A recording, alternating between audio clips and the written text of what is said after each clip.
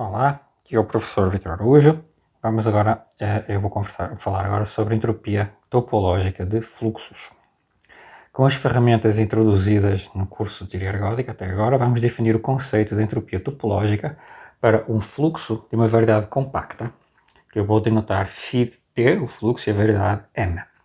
Começamos com o análogo à bola dinâmica para fluxos. Então, para cada t, defina esta distância, é o máximo das distâncias entre φt de x e φt de y para um t no intervalo 0 a t grande, para cada t grande, vamos chamar esta distância dt xy, e a bola dinâmica centrada em x de raio epsilon e comprimento t, vamos denotar, né, por esta notação, bx t epsilon, e é o conjunto dos pontos cuja distância dt a y é menor que epsilon. Okay? Então, um conjunto é contido em algum compacto, é dito um T-epsilon gerador, se a união das bolas dinâmicas de raio epsilon e comprimento T centradas nos pontos do conjunto são uma cobertura do conjunto K. Analogamente, nós definimos a função RT-epsilon-K como a menor cardinalidade de todos os possíveis T-epsilon geradores contidos no compacto e definimos HD φt de K como o limite quando epsilon vai para zero do lim sup quando T vai para infinito de 1 sobre T do logaritmo do RT-epsilon-K. E finalmente HD φt é o supremo da função HD sobre todos os compactos de M. Então, assim de uma forma muito rápida, revimos toda a construção da função entropia seguindo as ideias de Bowen, né, para espaços métricos compactos, né, e sigma compactos. Se o fluxo for uniformemente contínuo, ou seja, se dados epsilon e um tempo t existe um delta tal que dois pontos delta próximos têm trajetórias epsilon próximas, né, com tempo de 0 até t grande, então se o fluxo for uniformemente contínuo, então a função HD de φt coincide com a entropia topológica do tempo 1 do fluxo. Okay? Então nós veremos que HD φt em todo o compacto coincide com a entropia de φ1 do tempo 1 do fluxo para o mesmo compacto, que é a entropia via coberturas abertas. Então, se um conjunto for um T-epsilon gerador de um compacto para o fluxo φt, então o mesmo conjunto é um N-epsilon gerador do mesmo compacto para o tempo 1 do fluxo, sempre que o N seja inferior a T mais 1. Ou seja, que o número inteiro, digamos, é um dos inteiros mais próximos da característica de T.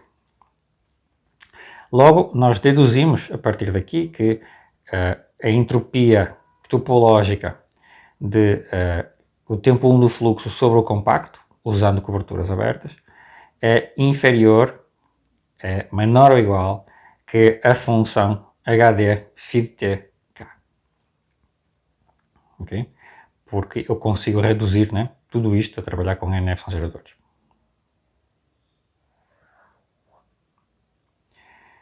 Ok? Finalmente, agora temos que provar a desigualdade inversa. Então, dado epsilon, fixemos agora um delta entre 0 e epsilon, de tal forma que nós temos a continuidade uniforme. Y está a delta próximo de x, então as trajetórias de x e de y estão epsilon próximas para tempos entre 0 e 1. Então, se eu tomar um n delta gerador do compacto para o tempo 1 do fluxo, okay? Então ele mesmo é um t epsilon gerador do mesmo compacto para o fluxo φt, seja qual for o t menor ou igual que n. Okay? Então, se eu tiver um n delta gerador, então para o tempo 1 do fluxo, então ele é um t epsilon gerador para qualquer φ de t, qualquer diffeomorfismo φ de t para todo o t menor ou igual a n. Então, em particular, o RT do φtk é menor ou igual que o Rn de φ1k. Logo, quando eu aplicar a definição, então aquela função HD de φ de t no compacto é menor ou igual que H de φ de 1 no compacto. Okay? Temos a igualdade e, portanto, como o K é qualquer compacto, nós obtemos tomando supremo em ambos os lados daquelas desigualdades anteriores que a função HD de φ de t coincide com a entropia topológica do tempo 1 do fluxo, que era o que se queria provar.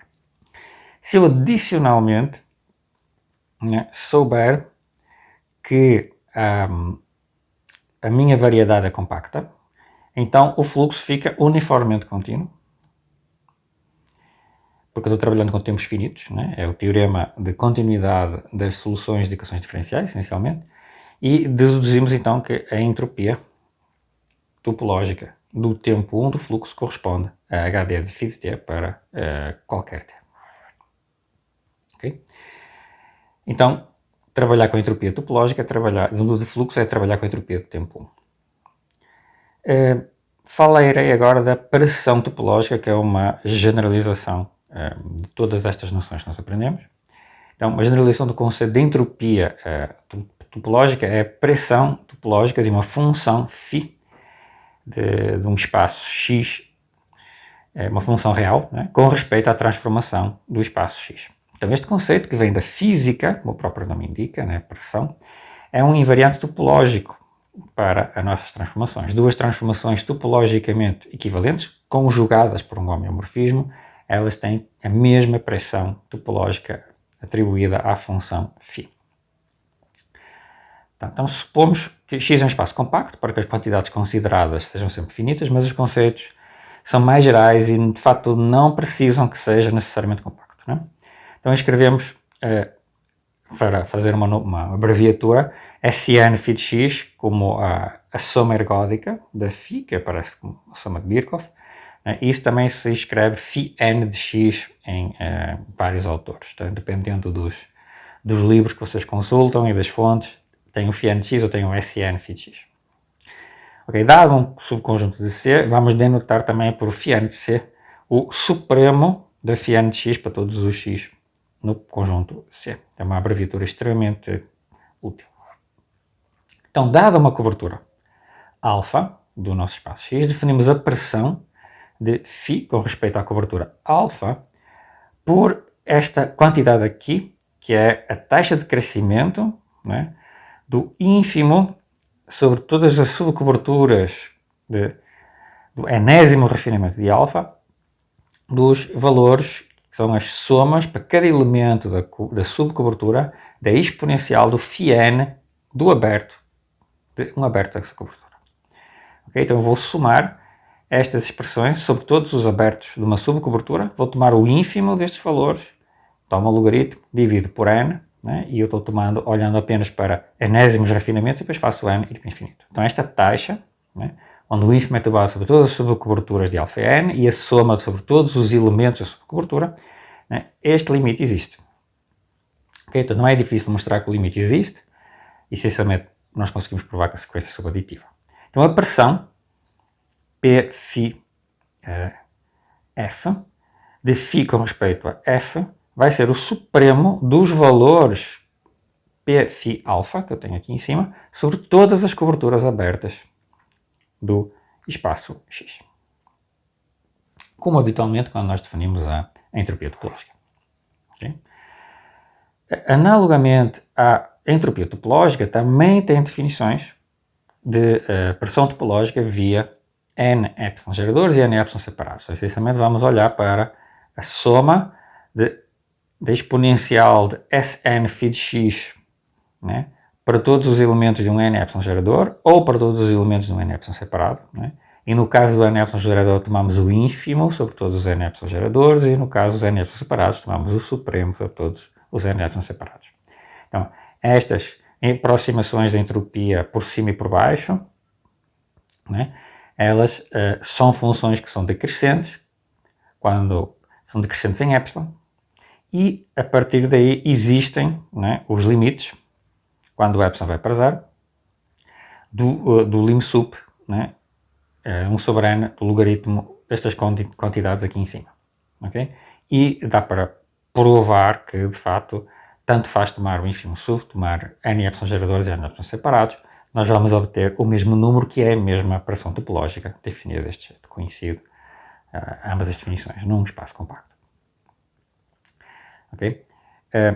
A função contínua que aparece na operação topológica, é conhecida como potencial, ela satisfaz algumas propriedades interessantes. Por exemplo, se eu tomar se a função contínua for a função nula constante igual a zero, faço φ igual a zero, eu obtenho diretamente a entropia topológica. É fácil verificar que aquelas somas façam a contar o número de elementos das coberturas, então passamos para ter a entropia topológica. Não é? Portanto, a pressão é uma generalização da entropia topológica. Se eu somar uma constante, não é, ao potencial, se eu somar uma constante ao potencial, a entropia, a pressão topológica, né, é somada dessa constante também.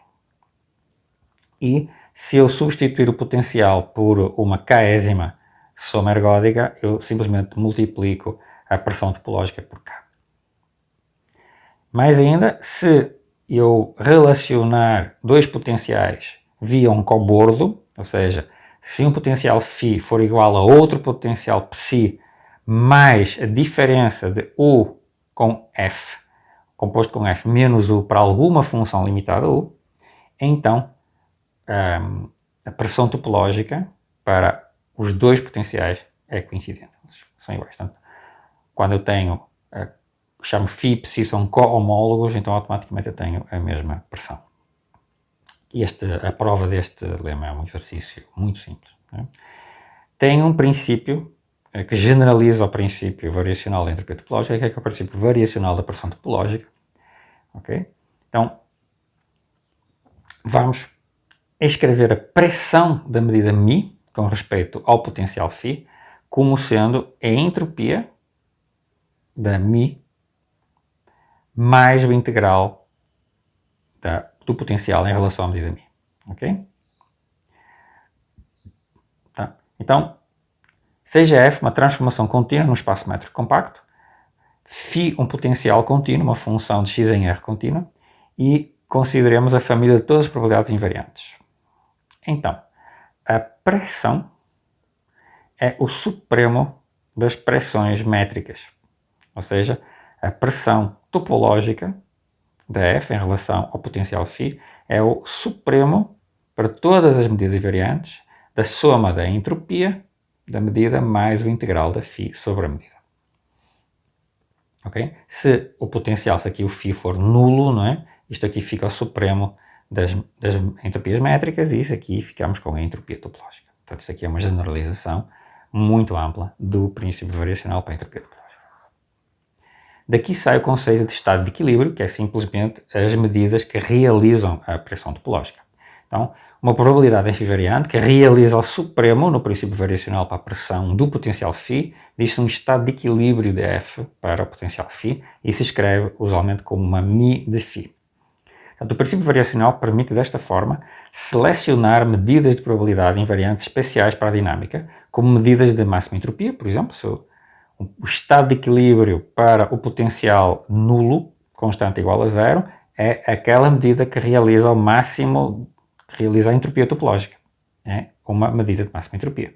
Né? Ou um estado de equilíbrio, mais geral, né? São medidas que vão ter um significado especial para a dinâmica da transformação F.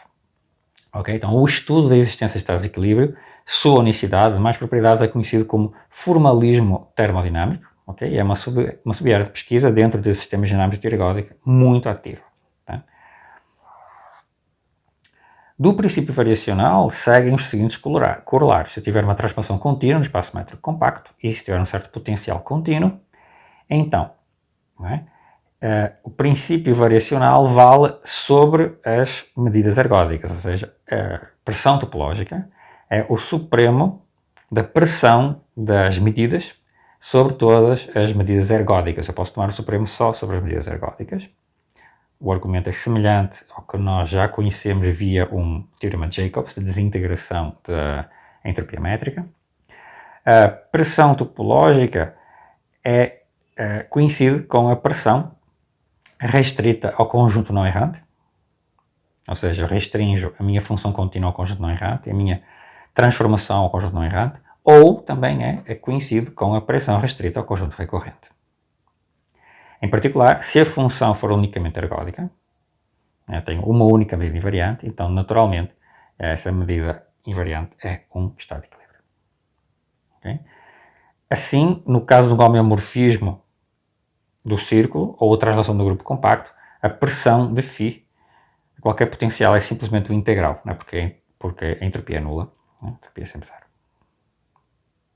E temos unicidade, né? A prova do princípio variacional para a pressão topológica está aqui nestas notas, né? Ela é muito longa, é uma prova bem detalhada, que eu detalhei nestas notas, mas eu não vou apresentar aqui em videoaula. O próximo tema destas videoaulas do curso vai ser transformações expansoras e suas propriedades, especialmente a existência de uma medida invariante absolutamente contínua, única para uma transformação expansora de uma variedade compacta.